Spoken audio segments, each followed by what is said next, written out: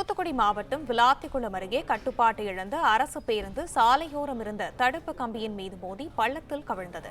இதை பற்றின மேலும் விவரங்களை எமது செய்தியாளர் முருகானந்தம் வழங்க கேட்கலாம். முருகானந்தம், வணக்கம். விவரங்கள் என்ன பகிரலாம்?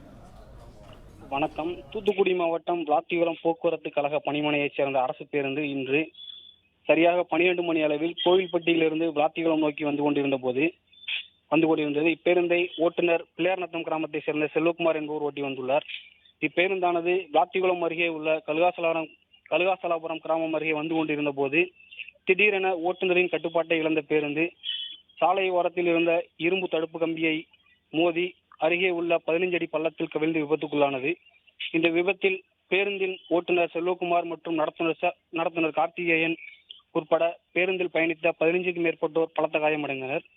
இந்த விபத்து குறித்து தகவல் அறிந்ததும் எட்டயபுரம் மற்றும் விளாத்திக்குளம் காவல் நிலைய போலீசார் சம்பவ இடத்திற்கு விரைந்து வந்து காயமடைந்தவர்களை மீட்டு உடனடியாக விளாத்திக்குளம் கோவில்பட்டி அரசு மருத்துவமனைக்கு அனுப்பி வைத்தனர். மேலும் ஓட்டுநர் காயமடைந்திருப்பதால் போலீசார் அவரிடம் விசாரணை மேற்கொள்ள முடியாத சூழ்நிலை காரணமாக பேருந்து விபத்திற்கான முழுமையான காரணம் தற்போது வரை தெரியவில்லை என்று போலீசார் தெரிவித்துள்ளனர். இந்த விபத்து குறித்து போலீசார் வழக்கு பதிவு செய்து விசாரணை மேற்கொண்டு வருகின்றனர். மேலும் விளாத்திக்குளம் அரசு போக்குவரத்து பணிமனையில் பேருந்துகள் முறையாக பராமரிக்கவில்லை என்றும், இதேபோல் சில நாட்களுக்கு முன்பு ஒரு நகர பேருந்து வந்து 15 அடி பள்ளத்துக்குள் கவிழ்ந்து விபத்துக்குள்ளானது குறிப்பிடத்தக்கதாகும்.